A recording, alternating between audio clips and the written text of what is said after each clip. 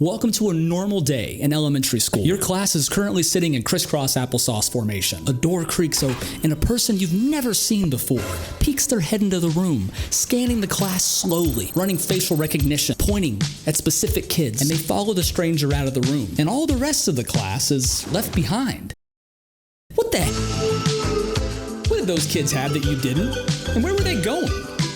At some point in your elementary school career, you took a test. And then one day, either you got pulled out of class, doing activities that have absolutely nothing to do with what the rest of the class is learning. Playing with tangrams, learning Morse code, reading petroglyphs and hieroglyphics upside down. Or you didn't. Where did the whole idea come from? Who even decided that the gifted program was a thing that could be measured, identified? And why did it take until the 90s for schools to answer to these more intelligent kids? It really started with two researchers, Lewis and Leda, sitting in a library and thinking about the efficient use of America's brightest, youngest minds. And they had one question.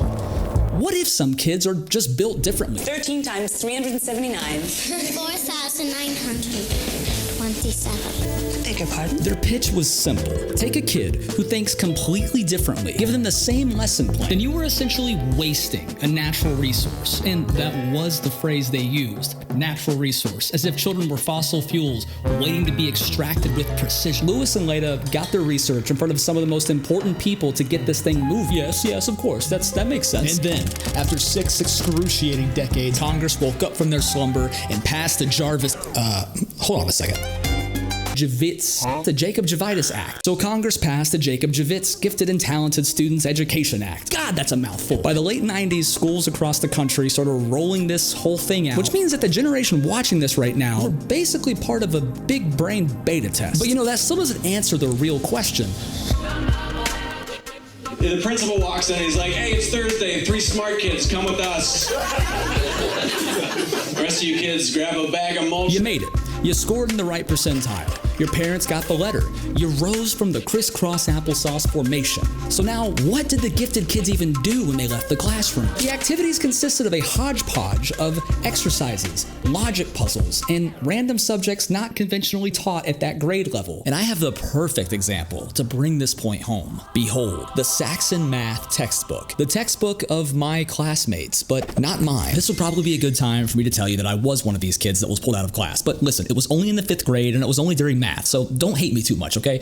Anyway, I would have to get up from my desk, walk down the hall, and enter a new classroom, be greeted by a new teacher, and be surrounded by students that all had the same bright orange textbook as I did. This one right here, Everyday Mathematics. And if you ever cross paths with any of these books, you probably learned how to do things a little differently. For example, multiplication. My classmates down the hall did it like this. Everyone knows this method. It's simple and it always gets the job done.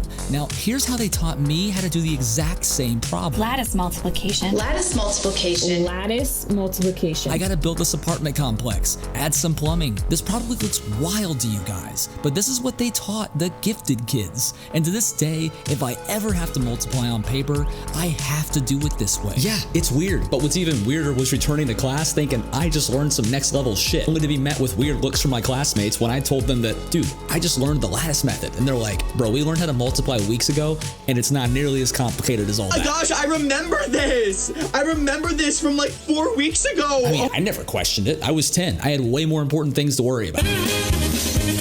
One day, my teacher told me my grades in math were pretty good, and the next thing I knew, I was packing my bags. But was that really doing us any favors? I mean, why even separate us at all? Researcher Carol Dweck at Columbia University took about 400 5th graders, gave them a set of puzzles, pretty easy ones, and most of the kids did well. After the first round, she split the kids into groups. One group was told, "You must be smart at this."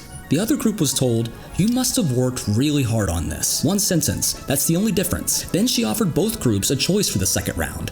Which problems do you want to work on some more? Those easier ones or those harder You ones? can either try harder puzzles that you'll learn a lot from, or easier puzzles similar to the ones that you just did. The kids who were praised for effort overwhelmingly chose the harder puzzles. They wanted the challenge.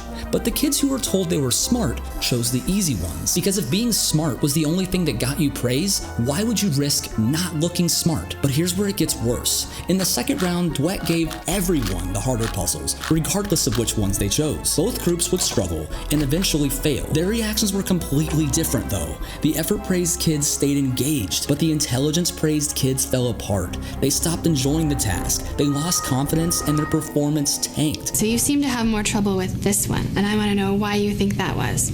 Probably because I'm not good at these problems. The kids were asked to write about the experience on an anonymous form. They were told someone at another school would read it, and they were asked to report their scores. Almost 40% of the intelligence-praised children lied about their scores on an anonymous form to a stranger they would never even meet. Carol's takeaway was that being praised for intelligence became so fundamental to their self-esteem that they couldn't even tell the truth on an anonymous piece of paper. Then one day you show up to middle school and all of a sudden no one's coming to get you to take you to some fancy room to play with their tangrams. No one's reading petroglyphs like you're some kind of 10-year-old Indiana Jones prodigy. Your academic advisor just kind of hands you an AP or honors track, and they start caring less about letting you explore your gifts and more about making sure that you perform. There's a reason that the internet absolutely lost its mind over this stuff. You were gifted and talented in elementary school. Choose your path. And the options were always something like crippling anxiety, burnout, an inability to start anything you can't immediately be good at, a persistent sense that you peaked in the 4th grade, or you handed a bright orange textbook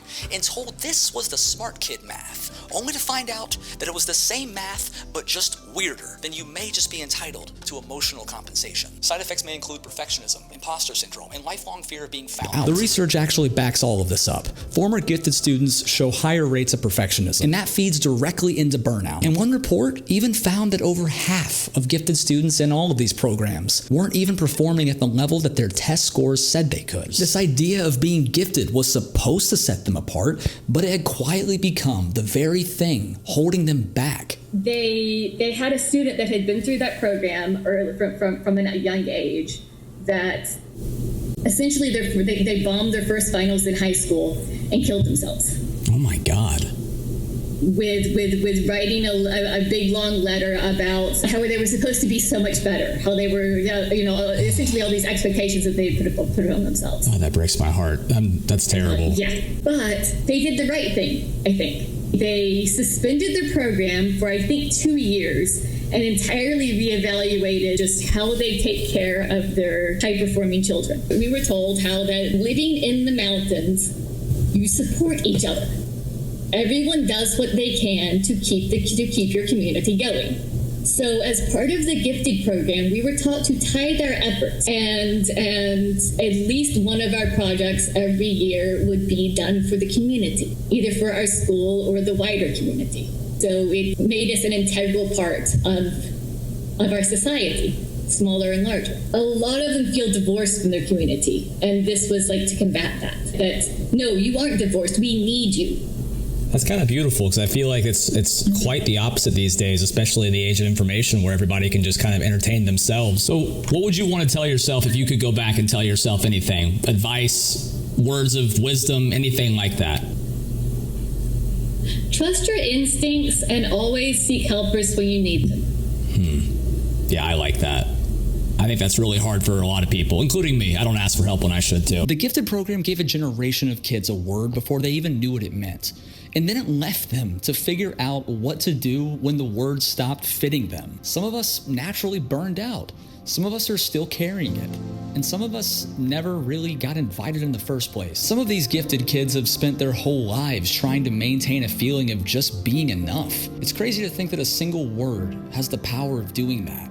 One word that was given to some but withheld from the rest. I think we asked the wrong question in determining who's gifted. I think the real question was why we ever felt like we needed a word for it at all.